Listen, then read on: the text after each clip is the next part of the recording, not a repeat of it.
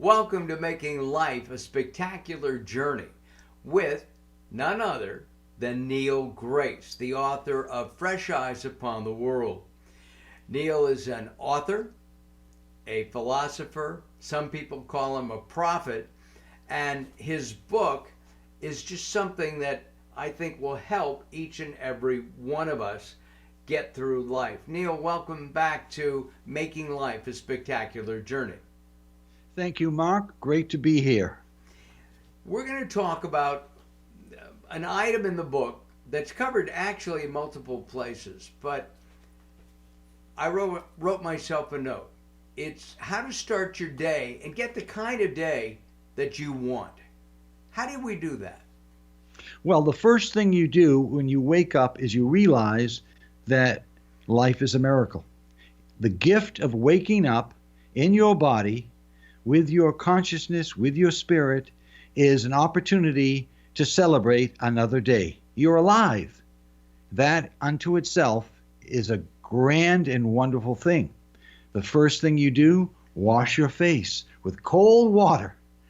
Open up the drapes or the blinds, look out into the world and say, thank you. Thank you to whatever sense of divinity you have. And thank life for giving you life, and coalesce with life. Say, I'm going to blend. I'm going to have a collaboration today with the world. I'm going to do something special for myself. I'm going to look for beautiful things. I'm going to go out in the world and make a difference, no matter how small or insignificant it might seem. But today is a day I will celebrate myself and also celebrate everyone with whom I encounter. Celebrating life is something that I strongly believe in, yet with all the stuff that goes on in the world, sometimes that's harder to do, Neal, isn't it? Yes, it is. And it takes discipline. It takes courage. It takes a focus. It takes a unbreakable determination, a willpower. And how do you do that? Your mind is the precursor to your actions. Your mind is the progenerator. Everything begins with your thoughts. So control your thoughts. Use your thoughts to be the architect of this building that you are creating, this day that you are creating. What am I going to do? Am I going to succumb to the difficulties? Am I going to succumb to the misery and the problems and discord of the world? Or am I going to stay focused and strive toward the light of love?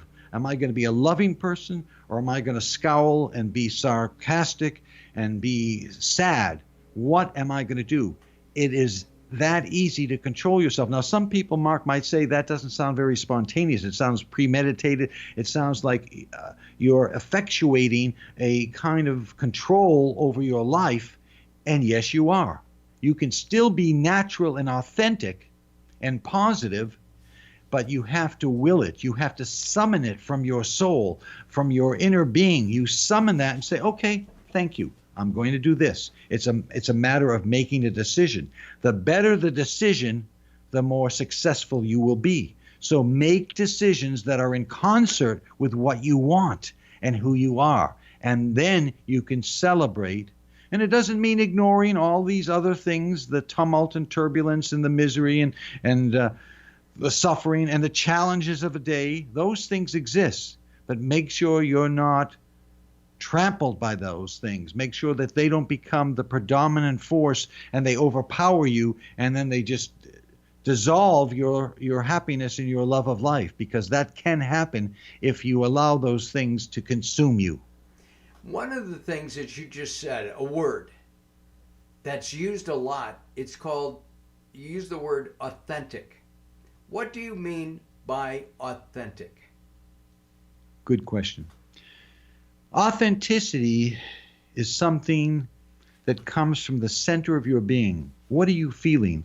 Get in touch with your feelings. Look at your feelings and say, are these feelings really who I am?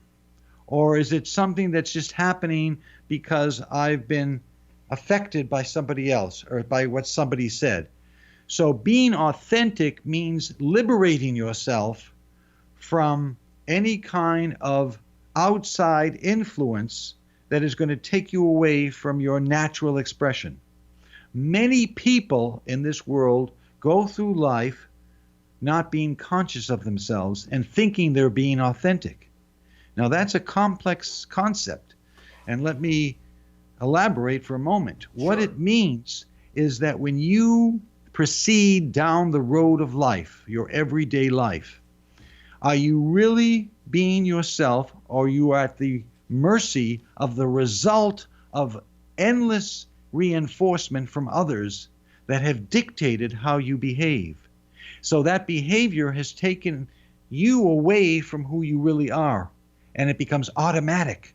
And it's automatic. There are people that even have little mannerisms or methodologies of interacting with other people, the way they speak, the way they think, the way their little mannerisms with their hands, with their body language. All of those things are an indication that somebody has taught them to be that way. You have to be aware of yourself to know the difference between, are these things my expression from the origin and the center of my being, or are they the result of something from the outside that has influenced me so much that now they become automatic? You follow me? I do, and I'm thinking that, fresh eyes upon the world. There we go, and it's up there a lot when you're talking. You used a term, a roadmap of life. That's really what this is, isn't it? It's a roadmap of life. Yes, it's giving you specific directions to bring about a wider, higher, more beautiful, more illuminated, more rekindled and revitalized position of being in the moment, of living in the moment, living with spirit, living with life in such a way that you are in concert with the great symphony of existence. And let me just elucidate this for a moment, because most people think that as they go through life, they do one task after another. There is a greater picture. The entire universe, as physicists tell us, 97 or 98% of it has dark energy and dark matter. But we can't define it. We know it's there, but we can't see it. We can't measure it. It's elusive. And yet, that's what life is too. If you apply that to life itself for human beings, we think we know so much. But what is really happening on other esoteric and subconscious levels, the dynamics of all these phenomena that are coalescing and operating in ways that are very real, yet we can't see them until we open up our eyes and look with fresh eyes upon the world. We have to open up the portals of our being, our sensitivity, our intuition. We have to be very intuitive and look at these things and feel these things and let them emerge, and then we'll be much more in tune with these other forces that are happening. And what that does, it benefits us. It gives us a clarity of wisdom. We become a channel of truth. We become totally self-actualized, and that we are operating in a way that is allowing us to be joyful and harmonious and at peace with everything. I love what you said about the concert of life. I think that's a brilliant statement, and it resonates. Obviously, you're a music lover. We've talked about that in the past. One of the things that stood out with what you were just saying was self-actualize. That's a psychological term, but everybody, I think, has a different impression, idea of what being self-actualized is. I mean, we all need air, we need water, we need food. That's 3 of the 5 things. What 5 steps of self-actualization? What do you think? What is your definition of self-actualization? Self-actualization is about being yourself independently of anything else. And what that means specifically is that you can express yourself without having to investigate or monitor or scrutinize or look at this. Is this the right thing to do? Is this the wrong thing? How is this going to impact this person? It becomes too complex, too complicated. So being self-actualized is being your individual self. It's being yourself in the moment, living fully, living as a spiritual, conscious, aware being in such a way that you light up the space wherever you are. You light it up because what's behind all of the layers of conditioning is a light, an absolute light that never wavers. It never dims. The undimmed light of your spirit, let that shine out. Let that radiate out. Let that be iridescent. Let that be incandescent. And what's going to happen is that nothing can take you away or steal your freedom of your ability to express yourself. And that unto itself is a self-actualized place, because you are then so emancipated from the conditions of our society and our world. It doesn't mean that you don't care about things and other things don't matter to you. You do care, but you're coming from compassion, you're coming from the heart, you're coming from love, you're coming from kindness, you're coming from consideration, you're coming from a place of humane values that allows you to see everything as an expression and manifestation of the divinity of existence. Wow. Wow. I mean, that's a lot. That's incredible. You are watching Making Life a Spectacular Journey with Neal Grace. He's an author. He's a speaker. He is a friend. And he's written a book called Fresh Eyes Upon the World. And I'm trying to get that. There we go. Fresh Eyes Upon the World. And we're talking really about Neal's program to make your life better. All right, let's take a look at most people. All right, Neal? And most people, not all, most people work a 9-to-5 kind of a job and existence. When you were working, I know because you were such a successful and still are in the sales field, you didn't work 9 to 5. You worked until the job was done. You went out and you got it done. Do most people do that, do you think? Do they need that little kick in the tush to get their life in order? I think all of us need a little boost from time to time. And the best boost that we can receive is the boost from ourselves. And I think that honoring the wonders of life and being at the zenith of your consciousness can happen and should happen anywhere at any time. Even when you're doing some kind of ordinary task, you are still that same authentic self-actualized person. So you need to remember this, and by remembering that, even as you're doing something that seems rather uneventful and meaningless, you will see beyond that all the great waves and colors of the rainbow of existence still happening. Now, I'm speaking very poetically, but I'm trying to convey to the listener that all these things, these rather amazing, epiphanous things, are still occurring no matter where we are, no matter what is happening. And it is sometimes difficult, admittedly, and challenging for us to do things that seem oppressive and seem a drudgery. There is drudgery in the world, and seeing things that seem useless. Those things can be challenging to us, and we have to take a deep breath. We have to pause and remember they are momentary. They will pass. They will pass, and keep striving to see the greater glory, the preciousness of life, so that you can be reminded that you belong to it. You are an inextricable part of this greatness. You never, even when you're in prison, I'm going to take an extreme example, Mark, even when you're in prison, you're incarcerated, and things seem hopeless, you are still part of the miracle of existence. And it's very challenging to find respite or to find a reprieve from that imprisonment, but you can close your eyes and visualize a beautiful garden or a waterfall.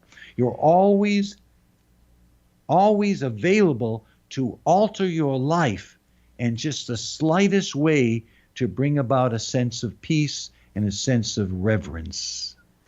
Do we live in layers? In other words, there are different layers. There's the self-actualized layer, and then over that is the life layer, and over that may be the family layer. Does that make sense? Yes, we do live in layers, and we have many. I'm going to use a rather fancy word. I love words. Apocryphal. Apocryphal is a kind of what it means. It's a universal statement, a story that everybody believes, but it's not true, which is a pretty common phenomenon. It's pretty universal. There are many things out there that people take for granted that are absolutely true and incontrovertible, and yet in truth, they are not true. They're false. Something that's apocryphal is inauthentic. It's not true.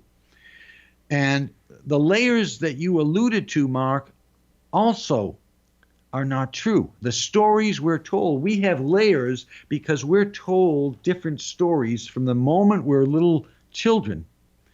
We're told that this is the way things are. This is what God wants. This is what it says in the Bible. No offense to the Bible. These stories, this is what you need to do. From our parents, they become omniscient. They become the ultimate controller of our lives. And we are so impressionable that we take on these stories. There are stories in society, the stories that say this nation, this other nation, these people are bad. They're evil. They're out to get us. They're out to harm us. Communists are bad, whether they are or not. But we take these stories, we inculcate these stories, we somehow not only let them sink into our beings, into every fiber of our being, but we believe it to such an extent that we'll go to war over these things and risk our own lives. We learn this stuff. This is a learned behavior that you're talking about. Everything from the moment. I mean, there's so much in the enculturation process. Everything that we're taught, much of it does not serve us. That is why people ask me many times, why can't people make changes? Why can't civilization make changes? Because we are continuing to perpetuate these stories to such an extent that we relive them over and over again. We continue to express and manifest the same thing because we believe the values of these stories and the stories themselves are absolutely true. And it all is, as you said, learned. It's learned. And, it's not a horrible thing, but what you need to do is you need to really investigate some of these things and say, does that really apply? Is that really serving the world? Is that a magnanimous, precious thing to do, to follow? Should I embrace this? Or does that really alienate me from others? Is that separating me from other people or other nations? Is that unfair? Is that perpetuating a judgmental tenor of how I think? Do I want to be judgmental? Do I want to be censorious? Do I want to condemn? Do I want to criticize? And what does that do? It's kind of concaving me into a place, into a dark cave that is unhealthy and doesn't really uplift me and serve me. So it is very important to be aware of all of these learned phenomena. Our focus on this episode is how to start your day. So I guess, yeah, right? I really went off on a tangent. Well, not really, because, talking about those layers, we can strip those away to get to that authentic self so that you can achieve what you want in your life. Mm-hmm. And I think that's important. One of the things that I try to do, and I know that you mention it in the book several times, is gratitude. And you mentioned that, you wake up, you look out the window, you see, the ocean, you see a beautiful garden, your backyard. You may look at pictures of your children, your grandchildren. How does gratitude play in starting and making your day? Gratitude is the fundamental tenet, is the very force itself that awakens you to life. It is like the sunlight that hits the petals of a flower at dawn. The flower can't thrive, it can't be nurtured without that sunlight. Sunlight is synonymous with gratitude. Gratitude is the most important thing. Look at your hand. What a beautiful thing. What an anatomical masterpiece of nature. Look at anything and see its miraculous existence. See the beauty in everything. Be grateful. Be grateful you can breathe. Be grateful that you have a friend. Be grateful that you can even wake up. Be grateful that you have an apple to eat. Be grateful that you share life with other people, with other animals. Be grateful that this incredible thing called planet Earth, this little mote in space that weighs trillions and trillions of pounds. I don't know what keeps it going around and around. I don't know how it stays afloat in the abyss of space. Be grateful for that. Whatever is creating that, whatever is operating that unto itself is It's almost magic. indescribable. It's magic. It's mystical. Magic. It's so magnificent that it can only bring tears to one's eyes. So I'm showing you my hands, and I have 10 fingers, but they're actually 10 thumbs, because my hands will not operate a drill press or take a piece of wood and carve it into something. It does. I do other things with my hands. My point is that our abilities are different. Everybody has a different skill set, if you will. Mm-hmm. Yet my hand reaches for a book, a fork, a knife. I can cut my food, though I can't do plumbing or electrical work. How about you? Can you do that stuff? Not very well. Okay, me neither. No, all right, got it. You made a great point, Mark, because you said that all of us are different. And this is part of what can be very useful and constructive. It also can be very intimidating and problematic. Many people want to belong. We all want to belong. We're gregarious social animals. We want to belong to a group. And we give up our differences. We give up our uniqueness. And the uniqueness is so special and so wonderful that some of us feel overwhelmed by it. And if we can appreciate and honor our uniqueness, that will give us a great gift, a gift of inner serenity and peacefulness. And if you can do certain things with your hands, some people have no hands at all, are born without arms. I saw an incredible video of this man without arms and legs, and he's a motivational speaker, and he said, "I'm so grateful to be alive." And yet we look at him with pity, and we just, with a tremendous surge of sympathy, and say, "Oh my God, is that tragic?" He doesn't perceive that. He sees his uniqueness as a gift. So every one of us needs to look at our uniqueness and say, that is the way I am, and how special and how fortunate I am to have that uniqueness. Within the last week, I've had at least 3 people say to me, "What is my gift? What is my purpose?" Can we use Fresh Eyes Upon the World to help us pinpoint our purpose? Yes. That's really the essence of the book, because it's directing people to finding and knowing cognitively and very clearly what their purpose is.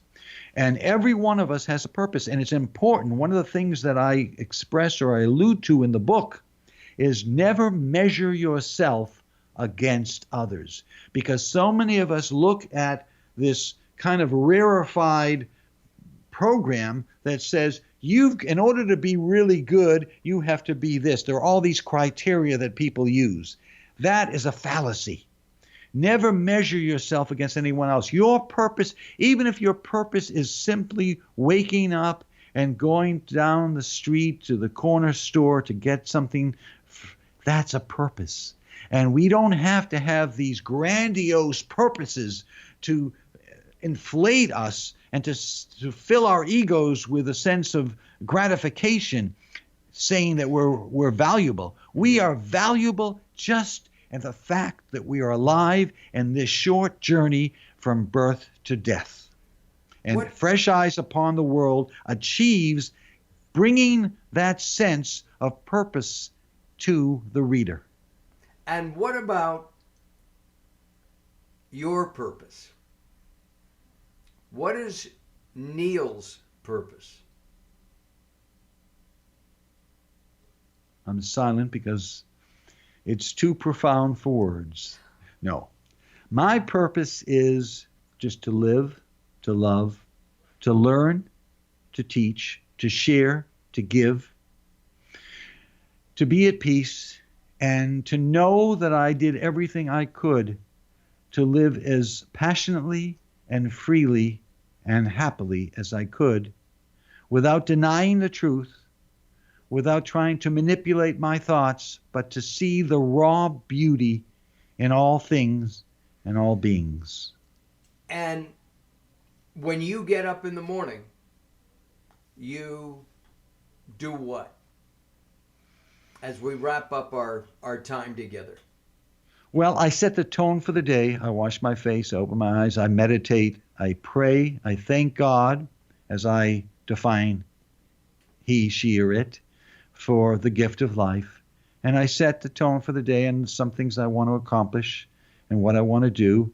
And I also have implicit trust in letting things just happen and unfold spontaneously without my trying to arrange them. Got it. Neal, thank you very much for spending time with me again today. And all of us appreciate it as well. This is Making Life a Spectacular Journey. The author is Neal Grace. There we go. Fresh Eyes Upon the World. Below us is Neal's personal website. You can communicate with him there. You can also go to Amazon to buy the book. There's a Kindle version, I believe. No, there's not a Kindle version, but there is. You can buy the softcover book at Amazon.com. I'm Mark Alyn. Neal, thank you. We'll be back soon with another episode. Thank you so much.